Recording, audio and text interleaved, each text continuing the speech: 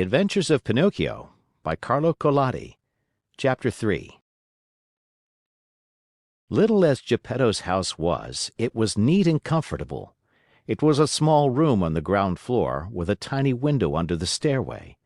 The furniture could not have been much simpler: a very old chair, a rickety old bed, and a tumble-down table. A fireplace full of burning logs was painted on the wall opposite the door.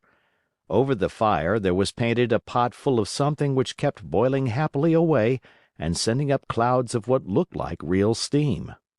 As soon as he reached home, Geppetto took his tools and began to cut and shape the wood into a Marionette.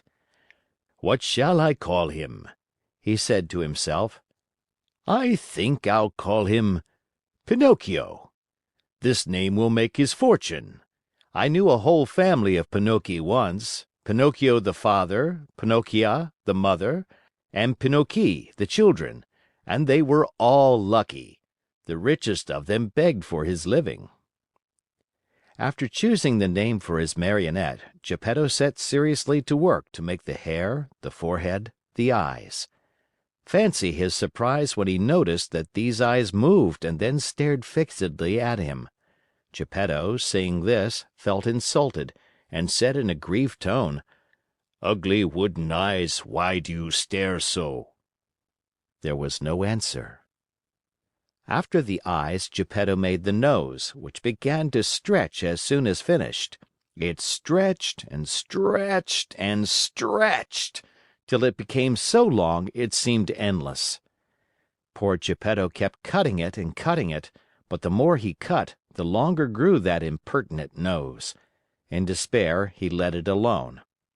Next he made the mouth. No sooner was it finished than it began to laugh and poke fun at him. "Stop laughing!" said Geppetto angrily, but he might as well have spoken to the wall. "Stop laughing, I say!" he roared in a voice of thunder. The mouth stopped laughing, but it stuck out a long tongue. Not wishing to start an argument, Geppetto made believe he saw nothing, and went on with his work. After the mouth, he made the chin, then the neck, the shoulders, the stomach, the arms, and the hands. As he was about to put the last touches on the finger tips, Geppetto felt his wig being pulled off. He glanced up and what did he see? His yellow wig was in the Marionette's hand. "Pinocchio, give me my wig." But instead of giving it back, Pinocchio put it on his own head, which was half swallowed up in it. At that unexpected trick, Geppetto became very sad and downcast, more so than he had ever been before. "Pinocchio, you wicked boy!" he cried out. "You are not yet finished, and you start out by being impudent to your poor old father. Very bad, my son, very bad!" And he wiped away a tear. The legs and feet still had to be made. As soon as they were done, Geppetto felt a sharp kick on the tip of his nose. "I deserve it," he said to himself. "I should have thought of this before I made him. Now it's too late." He took hold of the Marionette under the arms and put him on the floor to teach him to walk. Pinocchio's legs were so stiff that he could not move them, and Geppetto held his hand and showed him how to put out one foot after the other. When his legs were limbered up, Pinocchio started walking by himself and ran all around the room. He came to the open door, and with one leap he was out into the street. Away he flew. Poor Geppetto ran after him but was unable to catch him, for Pinocchio ran in leaps and bounds, his two wooden feet, as they beat on the stones of the street, making as much noise as 20 peasants in wooden shoes. "Catch him! Catch him!" Geppetto kept shouting. But the people in the street, seeing a wooden Marionette running like the wind, stood still to stare and to laugh until they cried.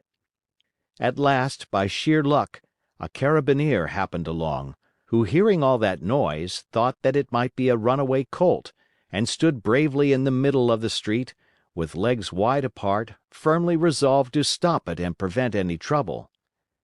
Pinocchio saw the Carabineer from afar and tried his best to escape between the legs of the big fellow, but without success. The Carabineer grabbed him by the nose, it was an extremely long one and seemed made on purpose for that very thing, and returned him to Mastro Geppetto. The little old man wanted to pull Pinocchio's ears. Think how he felt when, upon searching for them, he discovered that he had forgotten to make them. All he could do was to seize Pinocchio by the back of the neck and take him home. As he was doing so, he shook him 2 or 3 times and said to him angrily, "We're going home now. When we get home, then we'll settle this matter." Pinocchio, on hearing this, threw himself on the ground and refused to take another step. One person after another gathered around the two. Some said one thing, some another. "Poor Marionette!" called out a man. "I am not surprised he doesn't want to go home. Geppetto, no doubt, will beat him unmercifully, he is so mean and cruel." "Geppetto looks like a good man," added another, "but with boys he's a real tyrant. If we leave that poor Marionette in his hands, he may tear him to pieces." They said so much that, finally, the Carabineer ended matters by setting Pinocchio at liberty and dragging Geppetto to prison. The poor old fellow did not know how to defend himself, but wept and wailed like a child and said between his sobs, "Ungrateful boy! To think I tried so hard to make you a well-behaved Marionette! I deserve it, however. I should have given the matter more thought." What happened after this is an almost unbelievable story, but you may hear it, dear children, in the chapters that follow. End of chapter.